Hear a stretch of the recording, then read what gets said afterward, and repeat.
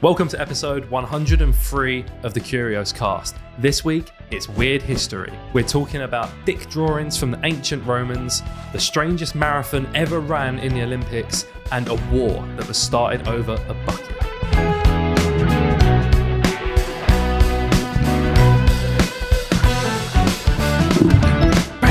Oh, George was sick there. You went absolutely sick. Okay, hopefully not many of you have listened to the previous Weird History episode, dubbed by me and George and Rob the worst episode we've ever recorded. It was awful. It was awful. But it was in the depths of lockdown. You know, it was a dark We was time. depressed. Energy was low, yeah. Energy was low. Hair was long. Hairs were long. It also feels good now that we're fully into the 100s. You know, we were building. I feel like almost every episode through 80 up until 100, we were like, oh, getting close to 100 now, getting close to 100 now. And then 100 happened and we was like, oh, 101, that's a cool. But now it's just, we're in the hundreds now. That is what it is. Yeah, we just, and I no longer feel that pressure of the 100. Yeah, it's not now what? 1000's next? It's like a fresh new day. Well, I mean, I'll be pretty hyped for 200 still, I reckon. Yeah. I think so. But it's way off now. It feels way off. I ain't got to think about it for a while. Yeah, I mean, it took like 4 years. 7 years, yeah. Yeah. Or is it exponential? Does it get longer, like twice as long every 100? 4 years, 8 years, 16 years? What did we, well, I was just, before we start, what did we talk about in the original Weird History episode? I think we talked about the one thing I can remember is the dancing plague. The dancing plague, which actually has a lot of a lot of value as a topic, but we were just so like not into it at the time. Blind Boy has gone on to do a whole episode on that. Basically, pretty sure. I think so, I've just amalgamated two memories there. So there's two episodes that I conflate in my head, and it's Weird History and then Medical Oddities, and. Yeah, I don't know which one's which because we've spoken about Terrare. Was that one? Of them? Terrare, yeah, but I think that was the Medical Oddities one. Yeah, I think it was. Yeah, there was. All I can think of is the Medical Oddities because I think I've just blanked out the Weird History one. So I definitely don't remember it. I was probably. I think basically it turned into just me talking about the dancing plague nonsensically for about an hour. Because I don't think Rob had a topic. Oh, no, I don't think it was meant to be us having a topic. I think, wasn't it just you bringing like a history? No, it was supposed to be a weird history. We were all meant to bring a weird news story from, like a weird news from history. Yeah. Yeah, I'm looking and I don't even think. Oh, so I spoke about the Great Emu War, which is when Australia lost a war against emus.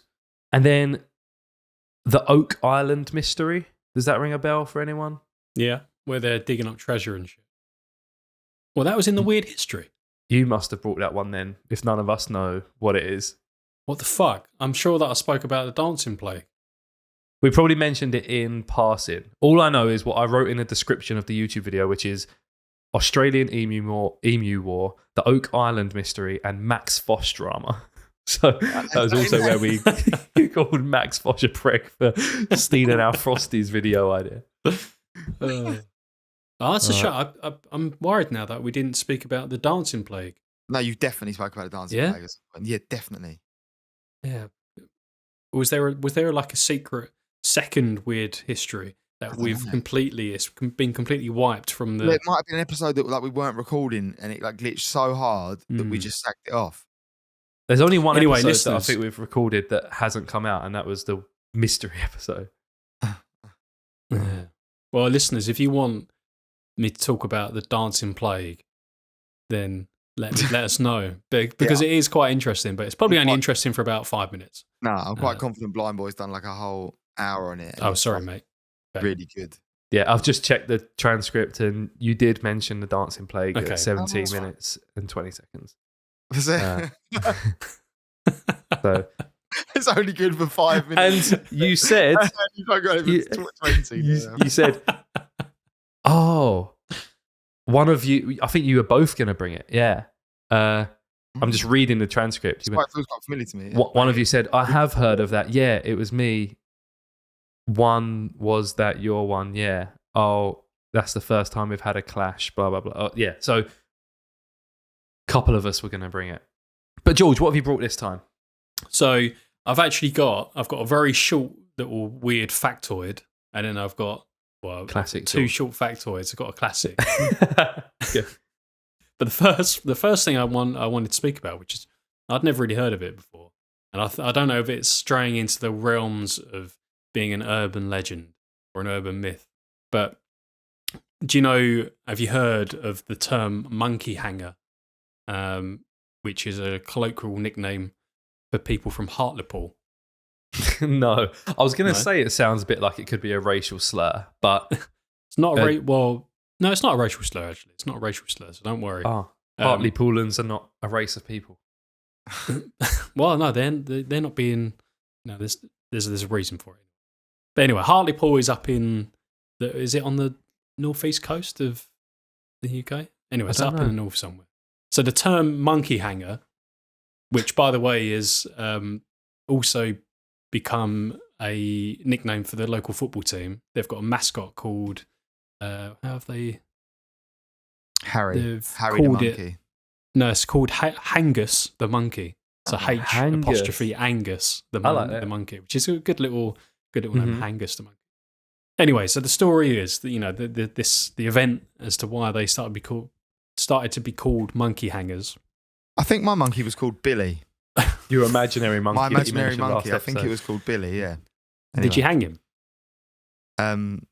He hung around. Yeah, all the time. That was part of the monkey crack. Anyway, sorry. Just came to me a flash of lightning. back in the Napoleonic era, which is when England was at war with France, most of Europe, off the coast of Hartlepool. So that was in the late 1700s to early 1800s. Okay, kind of recent. So a few years ago, a French ship, got wrecked off the coast of Hartlepool, and there was no survivors. The only thing that was found was a little monkey that was clinging to some wreckage. And the monkey was dressed in a French army uniform or a French naval uniform. Nice. And, they used to be on board the ships to cheer the men up and blah, blah, blah, whatever. Yeah, that'd cheer me up. And back in these days, the people from Hartlepool, they'd never seen a monkey before. They didn't know what a monkey was. So they thought he was just a French person. This little monkey. So they hauled hauled him in, and they thought that he was a spy. So they put him on trial basically and started asking him questions, trying to figure out what was going on, like what was going on. But obviously the monkey can't reply. The monkey doesn't know English. He only speaks French. He only speaks French, and they're talking to it in Hartlepoolian, whatever. So anyway, this went on for quite a while because he was refusing to answer the questions. They stubborn monkey. They organised a kangaroo court and they hung him on the beach. But apparently they did such a poor job that it took ages because they tried to hang him with a rope, and the monkey kept climbing up the rope. So it went on. It went on for very short-sighted. Yeah, it went on for ages. And that is where the term, or the colloquial term, monkey hanger comes from, as referring to someone from Hartlepool. Is there any story about when they finally realised that they'd fucked up? Like when did they find out about monkeys and that they weren't, or in fact French people find out that that's not in fact neither? Yeah, it's a good one. I don't think there is any footnote to the story. But there's statues in Hartlepool to commemorate this terrible event. There's not just a load of bodies. Of a monkey? Of a little monkey on a little plinth. And I think it was like a, as we discussed in episode 102, mandarin, whatever it was called. What was it called? Not a mandarin. Those little monkeys that got stolen. Tamarind, yeah. Not a mandarin. Tamarind does sound like a dessert or something, though, doesn't it? Yeah, it's tamarind. Well, tamarind paste. There's tamarind. You use it in curries and stuff. Tamarind. Ah, is it an anagram of mandarin? Did you just cleverly kind of switch that around? Yeah, maybe. No. Oh. There's no D in tamarind. Yeah, there is. I thought it was tamarind. I thought it was tamarind. No, I think it's tamarind. Oh, The monkey is just tamarind, I think. Okay. Tamarind is tamarind. Different words. So anyway, tricky that was my little history factoid for you, I like that. which I thought was quite interesting. It's quite funny. Poor little monkey, though. It did involve monkey being hung or hanged. Hanged. What's the correct way? Hanged. It's hanged if it's a. Well, I know it's hanged if it's a person and hung if it's an object. But if it's a monkey, I didn't think that had ever happened before. But it turns out it has. Yeah. Well, it's monkey hanger, so I guess hang sounds more. Yeah, but it's still, if you hang a coat, you still say he is. Like if your job was hanging up coats, you're still a hanger, but you hung the coat past tense. But a person, you would say you hanged the person. But yeah, Okay. monkey. I guess a monkey is more like a person than it is an object. Yeah. I'd give it the Which is the respect why the it Hartley deserves. Poolans got mixed up. Yeah. So, well, is it a person or is it an object? There's only one of the two. It's dressed as a Frenchman. Do you reckon if it wasn't wearing a coat, they would realise that it's an animal? I guess the coat is a huge factor. Yeah, it must be. Yeah, because they're like, oh, he must have put that on himself. So which But what about the tail? Like, what about the tail? The Got to tail. keep warm. Yeah, they must have. Because if I come across an animal that I've never seen before, I don't assume it's a person. Yeah, but you've got context. You've got like context. Yeah, I've seen TV. I've seen Old monkeys. people, Yeah. people that's going to be that. Yeah. I think one addition that I failed to mention was that at the time there was a lot of what's the term, like where a country or a nation makes people think a certain way about the enemy. Propaganda. Indoctrination. Yeah, propaganda. There was a lot of like anti-French propaganda in England at the time because of these wars, and obviously people weren't very educated, so they didn't really know about anything. They just thought the French they were animals. Yeah, savages. Les sauvages.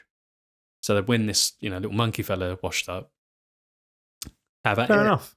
Yeah. But wouldn't you also think like, were they thinking he's a particularly little one, or were they like, how are these fuckers? Why are we so These scared of? How are these little guys? Yeah. That was why I was scared of them also. How are these little guys like firing cannons at us, like sailing these massive ships? Yeah. Like, how many must be on this Yeah, ship? but it might have been a tiny ship, just like really far away or really close. However that would work.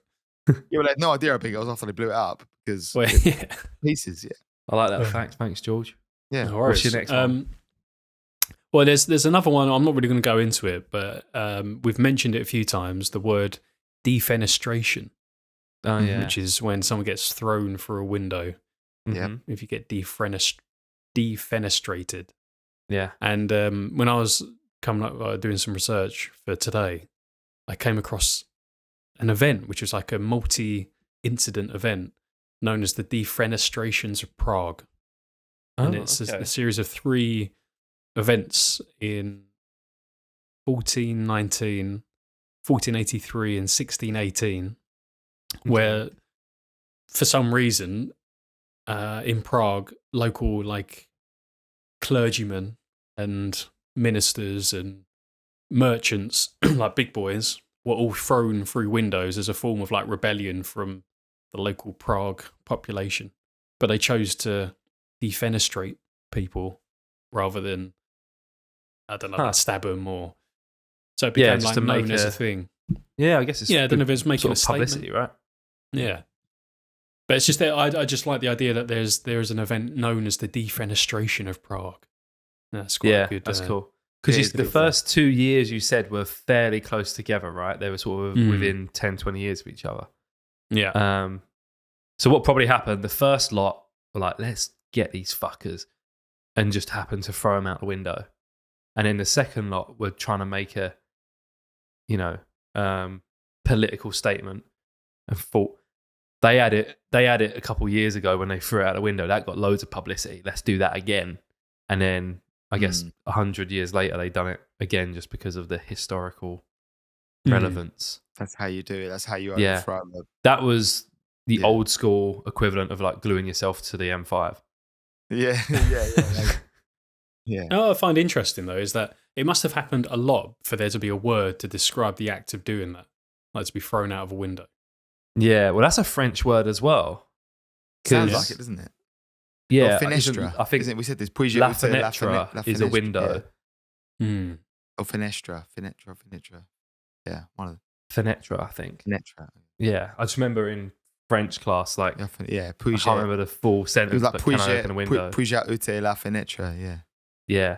Yeah. So, yeah, we spoke about that guy a while ago. It was just me and George on the Darwin Awards episode. We spoke about a guy who self-defenestrated himself by...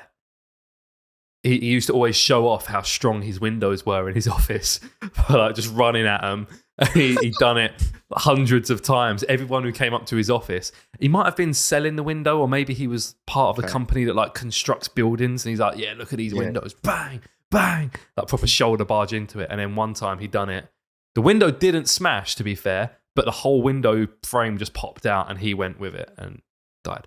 So this was fairly like modern. This is like Yeah, that was modern. 90s, It was a skyscraper. Yeah. Tragic. But that was it. But the main topic I wanted to mention.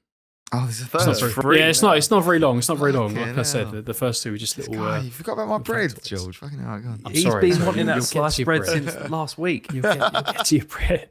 Because again, this isn't very long. So this topic is an event known as the War of the Bucket. Have you heard of the War of the Bucket before? No. No. Also known as the War of the Oaken Bucket. Oh, Italian. yeah. I do know that one. Yeah. Guerra della No, Secchia Rapita. That's So right. basically, this was a war that was fought over a bucket. What was in the bucket? Nothing in the bucket. So the bucket was a very ordinary, plain bucket. Nothing special about it. It was just used to draw water from a well in the city of Bologna, I think it was. Mm-hmm. And it all started in 1325, where at the time, Bologna and Modena, which are two cities in Italy, they were at war. So it's lots of mini city-states. It wasn't Italy, but it was, lots of different mini countries. And a group of Modenese soldiers snuck into Bologna and they stole an oak bucket, just a plain bucket, which was used to draw water from a well in the centre of the city. And the bucket itself wasn't made of gold or anything like that, but it hurt Bologna's pride so much and humiliated the people of the city that they obviously demanded the bucket to be returned, which Modena refused, and war was declared between Bologna and Modena.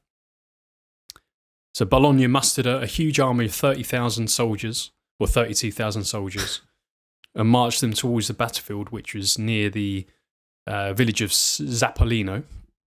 Modena also mustered an army, which was only 7,000 men strong, so it's a lot smaller. A lot less. And they definitely had, a distinct...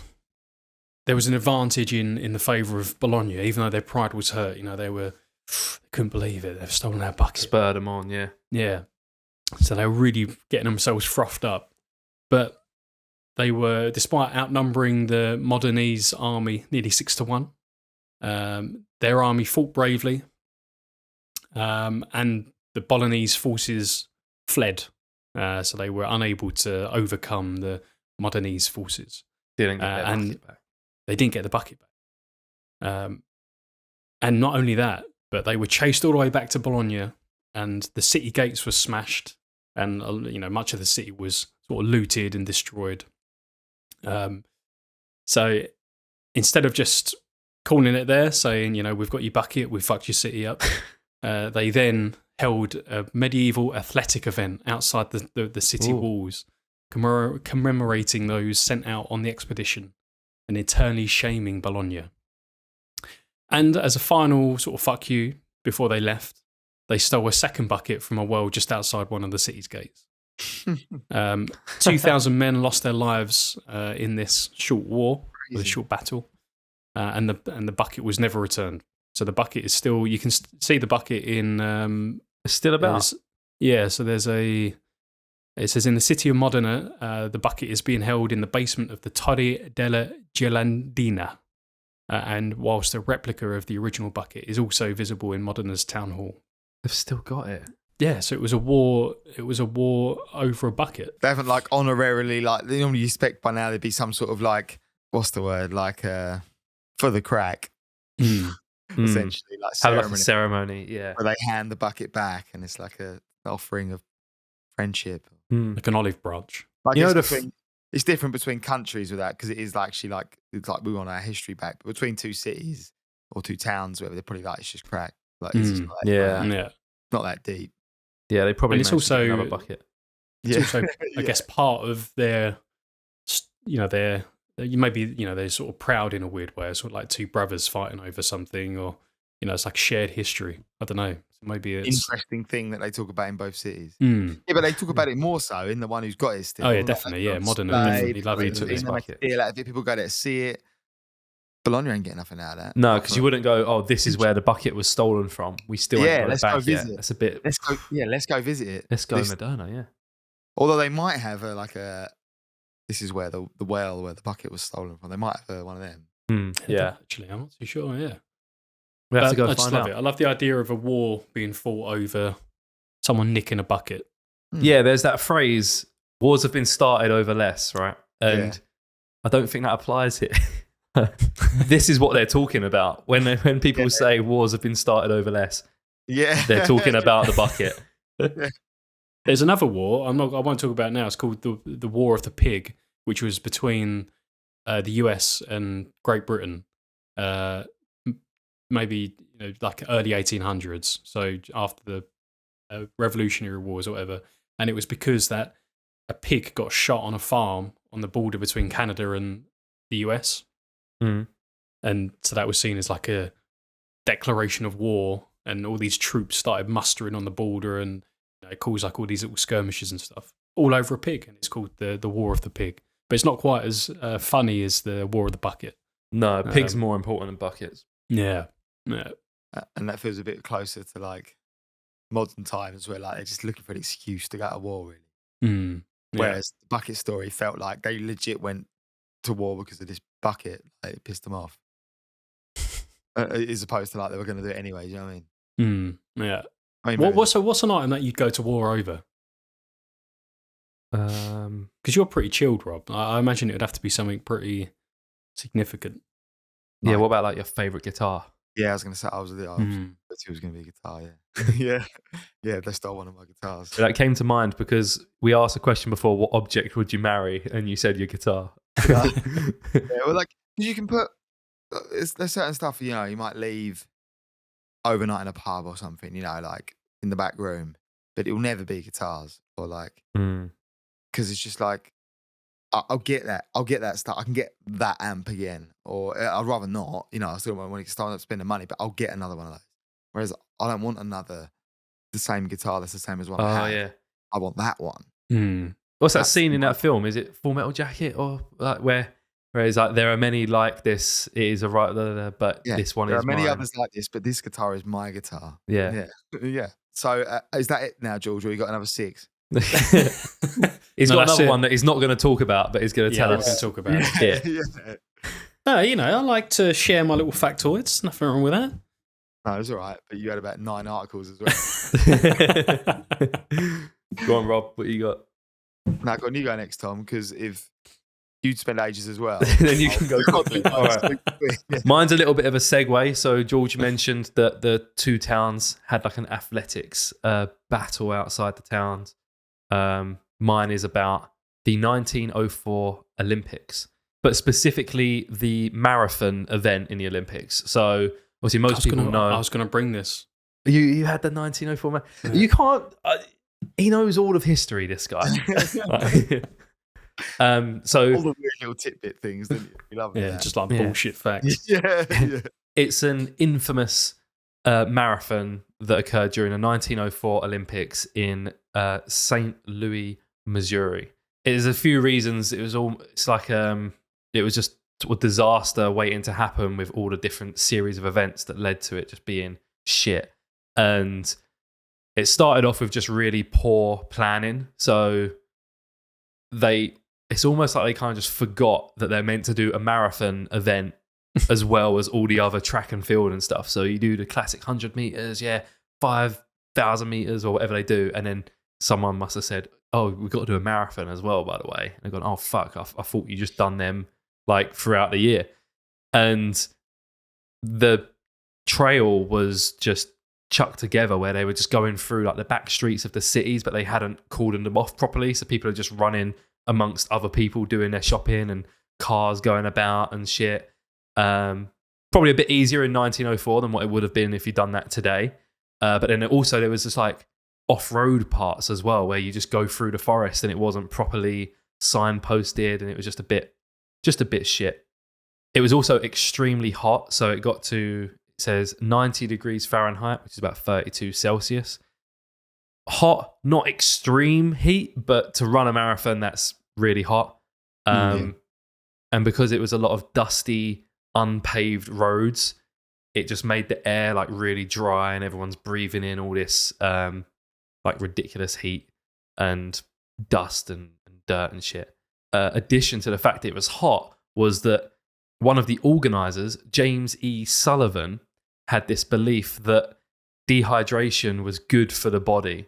So he thought that too much water ain't good for you. If you're going to be running 26.2 miles, which is another point, they didn't actually make it 26.2 miles, which every marathon is meant to be that same distance. And it has been since the Greeks, I think. It's always been 26.2 miles because they just planned it poorly. They was like, that seems about right. And it was just under 25 miles. So they were still like nearly 2 miles short of what it had to be.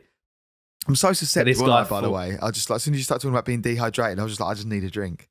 I'd be such a sucker for like Darren Brown, you know, when they like wean out who to use, who not to use. Like, they like the subtle influences they put on you. Yeah, I bet I'd be influenced. Motherfucker.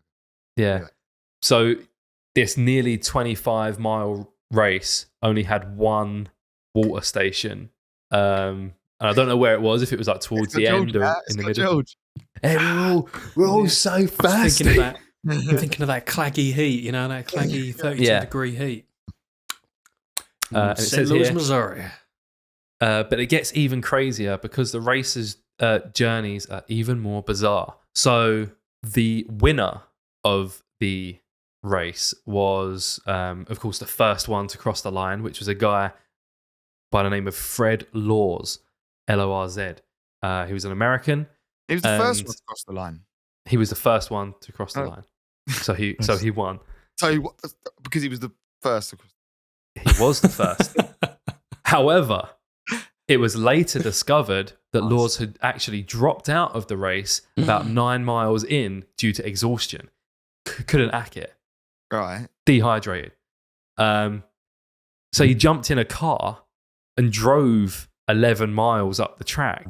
Now I understand that. Jumped back in, crossed the line. Everyone's like, Fred. Yeah. Like, absolutely smashed it in like, America. Yeah. And then when it got towards when other people started finishing, and like Fred won, everyone, all the spectators and the officials, I guess, that were placed up and down were saying, you know what, I didn't see Fred go by mile 12 or mile 17. Where was he?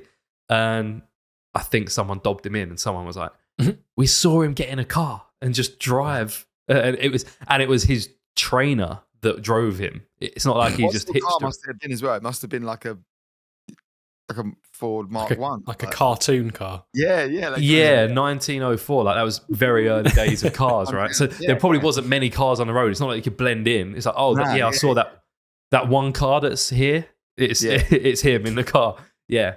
So this other guy, Thomas Hicks, who's also an American, was declared the official winner after it was revealed that Lorz had cheated.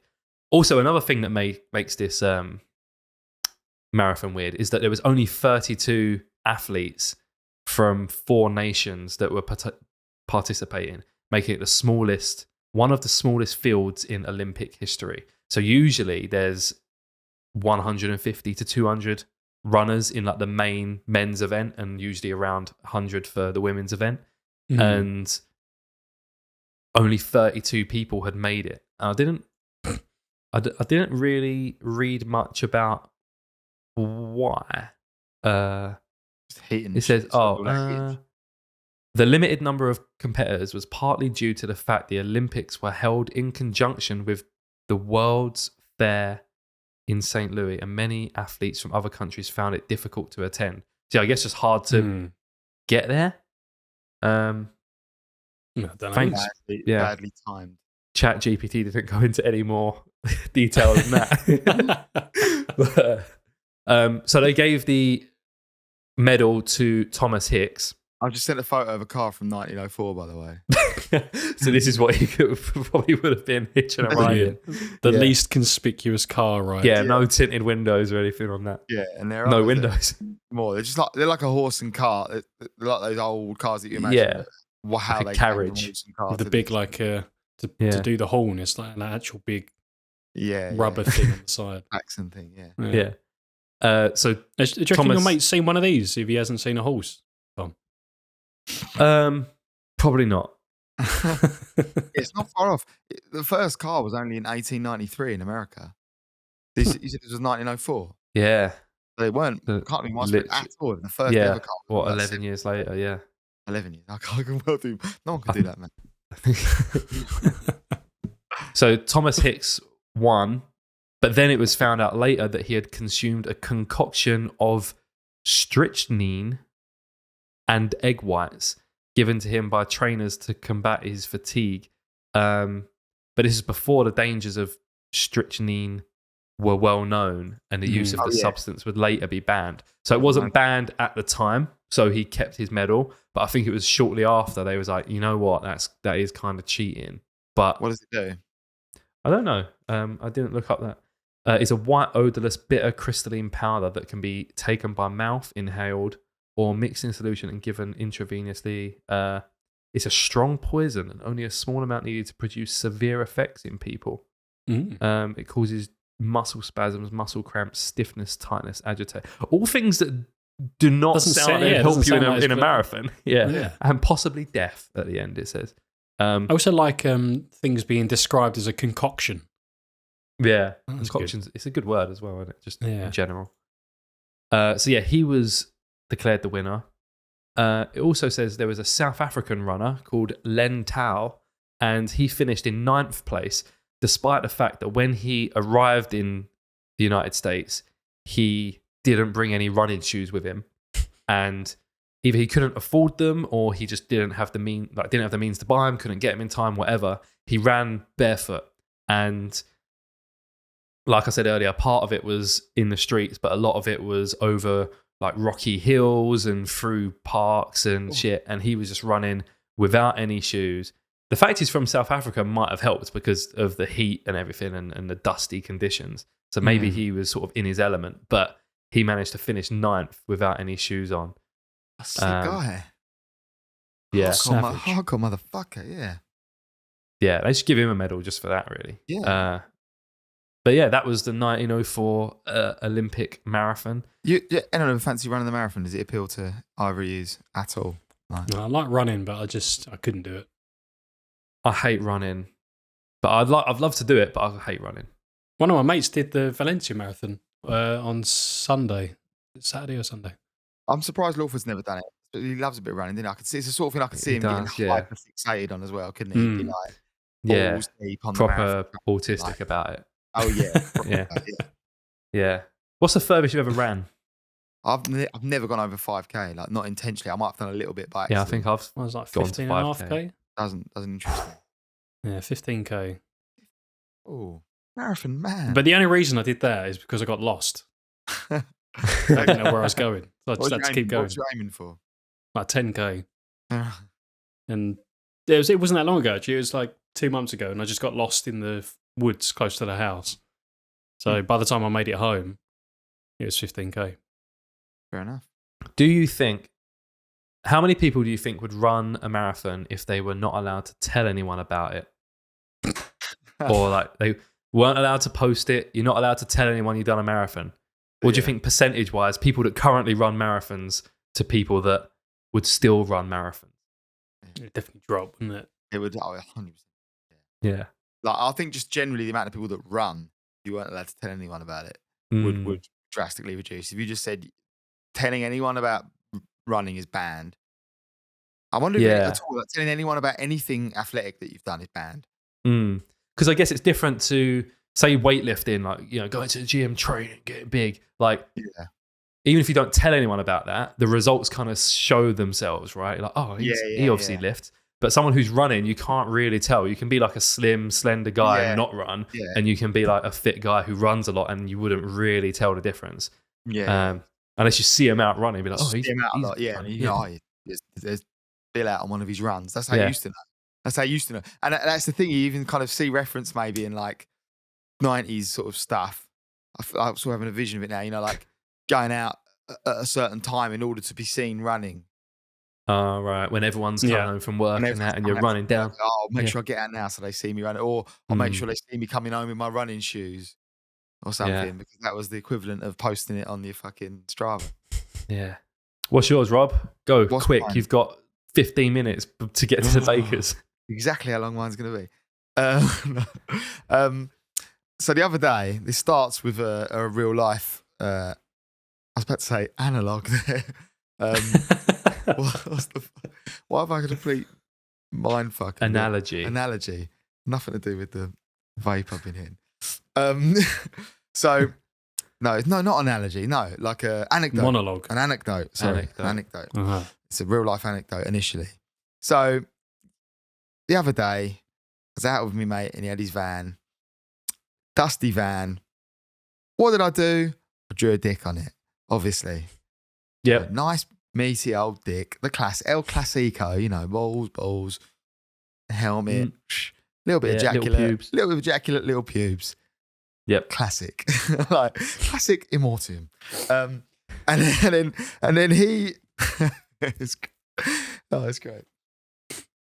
He then messaged the next day and was like, he's like a teacher, but like private tuition. And he said, it's all, you know, fun and games drawing a dick on my van, but it's no longer funny when you're at a lesson and your pupil is looking out the window and all they can see is this, and you can tell they can just see this dick on your van. And he was like genuinely a bit annoyed about it. He was like, so you can't be doing that anymore. He's like, it's not funny. And I was just like, right, it's impossible to say that's not funny. That is definitely... It is still funny. In fact, yeah, it's funnier. You've escalated how funny it is, I'm afraid. Like, you can 100% say, I'm annoyed at that, don't do it again. But it is objectively true that it is funny. Yeah. But it got me thinking, and I was just like, as I sort of come back to him, I was like, you know, tried to like eventually I had to drop it because I thought, I think he's actually annoyed now. But like before that, I was like, people have been drawing dicks on stuff for fucking years, mate. And I just thought, I was like, I bet if I search Roman graffiti dick, like maybe I had seen it before in my head and it triggered something. George is like, I know all about Roman graffiti dicks. It's your two favourite topics into one. But yeah, and sure enough, you know, I looked it up and there it is straight away, like dick Roman scratched into a wall, you know. So it's actually the first one I found was one that's so the first one, because there's loads of cases of this, right? It turns out we have been doing this forever. We've been doing this for millennium, you know, like just drawing dicks, graffiti and dicks. There's loads, there's a lot found. The first one I found was one at Hadrian's Wall where there are many dicks. Because there was lots of Roman kind of just like your average worker, essentially, you know, it's like a sort of you know, like your average labourer or just retail worker, whatever, nowadays. And you think of them as this army soldier, but like, you know, this grand idea in your head sometimes. Really, they were just a bloke, had to do it, turn up for work. And a lot of that work at those times as well was just like standing behind the wall, you know, or building the wall. You know, that was your work as a soldier. Yeah, well, a lot of the army was the ones who would build the infrastructure, right? They'd build all the aqueducts and the roads and stuff. Yeah, they were all that. Yeah, they were just your average labourers, I guess, generally. And like, occasionally they fought. But like, there's probably thousands of years, or at least, I don't know. They weren't at war all the time, were they? Romany, you know, Romany? Rome. Like, it wasn't like they were constantly at war, I don't think. Because they were like, in power Especially for not so in Rome, long. no. Yeah, Yeah. there would have been lots of times where no one ever saw action. They were just a labourer. Anyway. Yeah. So, yeah, there are many at Hadrian's Wall, but there's this one that stands out a bit. It's a stone because it's got some writing around it as well. And the writing, a stone was carved with a phallus and the words Secundinus the shitter. So that's what it translates to. So Secundinus is obviously someone that this person took a particular disliking to, and they just put this up like, you are a shitter, dick. And like, this is quite good, this like article that I wrote about. It says, we tend to romanticize the past, revel in the glamour of Marie Antoinette without acknowledging how bad everyone smelled, or sighing over the sexual tension of Jane Austen novels without considering how terrible confining it would have been to live in Regency era England. Certainly never think of old time folks as the type of people who would say graffiti a dick on a wall. But hilarious discovery at Vindolanda last month proves that at least one ancient Roman was about as immature as the rest of us. But they say this, but again, I started looking up to it after this, and it's just good. It's good the guy that found it, maybe. Yeah. But there's loads of them. Like, and on Hadrian's Wall alone, there's like 59. I think I found in the end. But yeah, it was a volunteer guy that found this one, and it's just So it turned out to be carved phallus dick drawing, accompanied by the words Secundius cacor.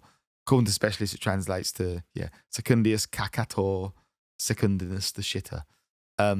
Just in case the penis image might be taken as an affirmative fertility symbol instead of a grave insult. Yeah, because there's loads of things that say this. I read a few about this. They talk about it being like the penis, the phallus was actually an ancient fertility symbol as well. And it's like, was it? Or like, would they be saying that about us? Our dick drawings in maybe. Like, I'm sure we really held the phallus maybe in it high was esteem. You could probably find some fine art from 3,000 years ago, or maybe they had it on some clay pots and it was like, oh, this is meant to be a symbol of fertility. But the ones that are just carved into walls and stuff was definitely just someone finding it funny. Because they would have found it funny. Why not? Yeah, they were like, they were just basically, they've got the same brains as us. Yeah. Like, they were pretty much they didn't have technology, but they had plenty of they were just as civilized. Yeah. Like,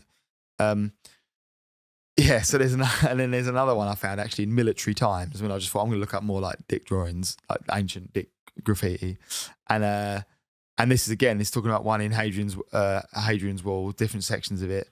Again, this mentions many of them, but this one actually came alongside like there was a few dick drawings and like a caricature of a commanding officer, which is quite funny as well. Obviously, this military thing is funny.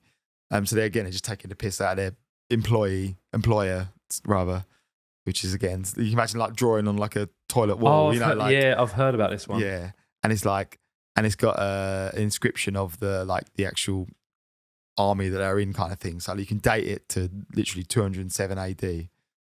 But yeah, I just love that idea that you're still just basically drawing a dick on the wall, like in the cubicle toilet at like your fucking job, something, like an old job you'd have it, like dick drawing and then like a manager's name or something. I think I told you about that in my school, didn't I? With the dick. Did I ever tell you about that? But like, maybe I shouldn't say the names. There were two teachers at school. There was a man and a female teacher, and just everyone said that they had sex. It was like, there was. I think it was based on no evidence whatsoever, other than the fact that they were of roughly the same age. And to that, especially as an all boys school, that meant. Checks out with me. Yeah, they're definitely shaking. And it was always this thing everyone was saying, and it, so much so that they must have known everyone said it, right? At least, they must have got the whisperings, because people probably shout at them and stuff, like, but then one time we came out of assembly, and I remember like going up to our form class, and there was, the first one was coming out of assembly, happened a few of them.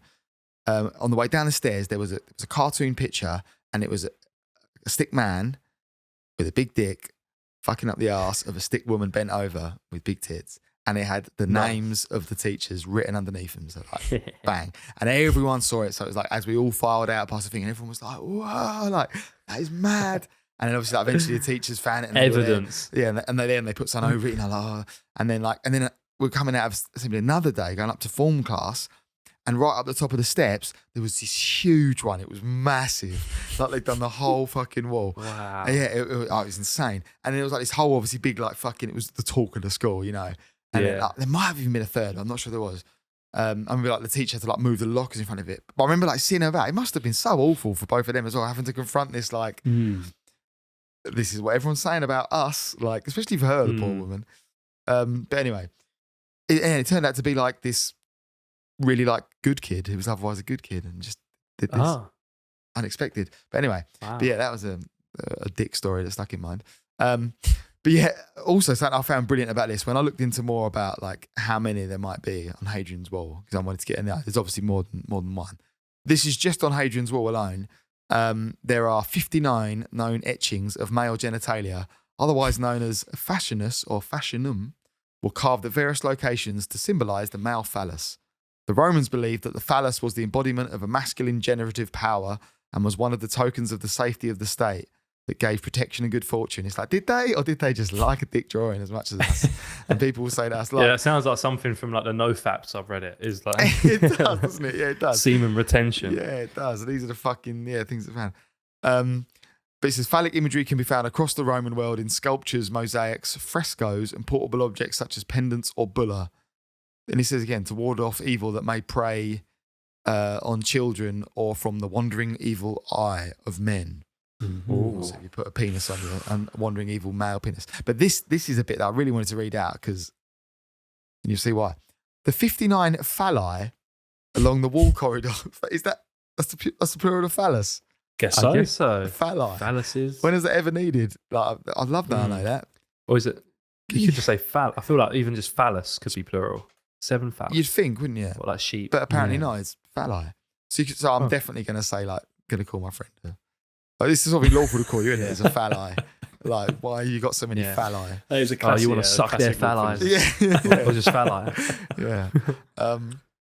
But yeah, so yeah, there's 59. But this bit. I thought I had to then like go check the rest of the website after this, and I was like, is this just a fucking bullshit website? But I don't think it is.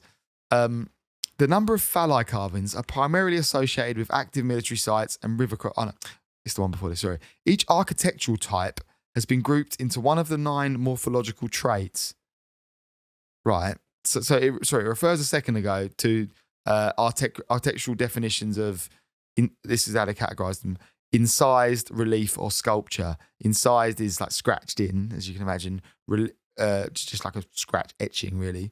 Relief is when it's like, it's almost pronounced from the wall. Right. And then a sculpture is a sculpture. So then it says, each architectural type has been grouped into one of 9 morphological traits, including, this.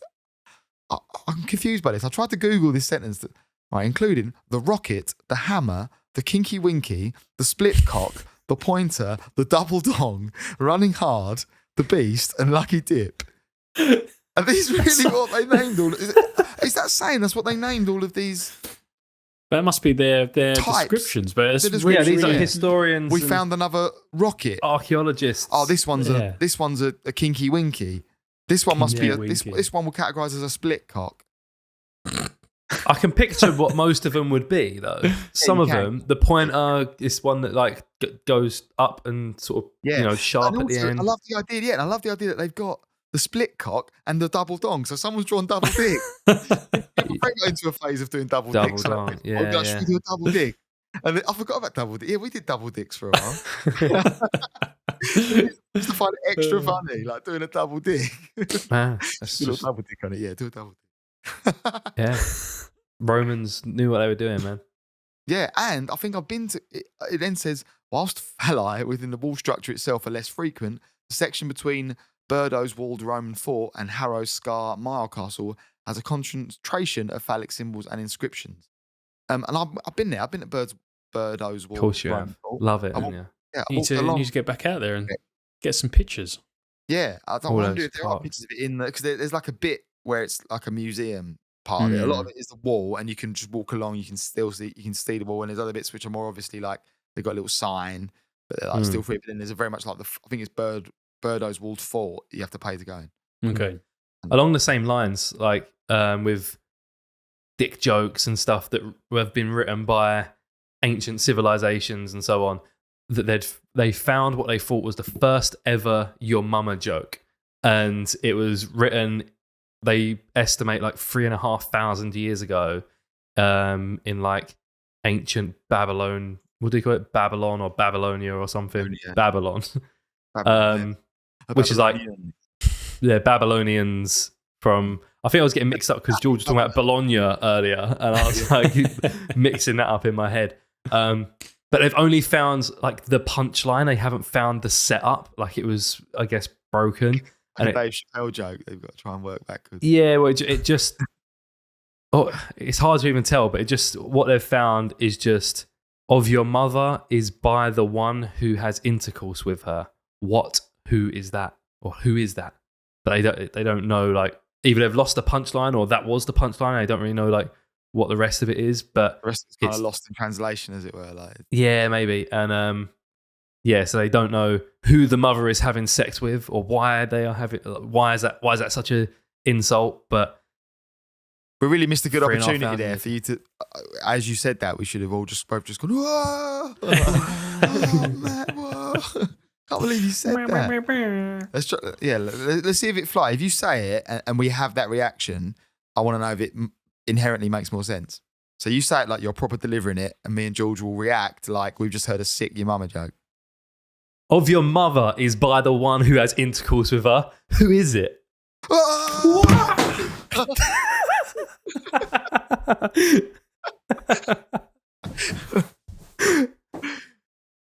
Oh, burn. Yeah, it felt like it felt good. Oh, yeah, it felt good. It felt good. Like if I was in a group of everyone and we all popped like that, it would have felt. Yeah, good. my chest puffed up a bit and with like pride. Well, that was episode 103, Weird History. Definitely better than the previous Weird History episode. I'd say we redeemed it. Yeah. Yeah. Yes. Yeah. Right. What we need to do is go back and find our other awful episodes and redo them. Yeah. I'm actually listening to that one now, just out of curiosity. What number is it? I can't remember. I think it's 17. It's like really early on. Might even be earlier than that. Yeah. 15 maybe. But yeah, Right. I was going to say I'll link the old one in the description, No, but I won't do that. Yeah, don't worry about it. All right, please. Go get your bread, Rob. Okay. Episode 103.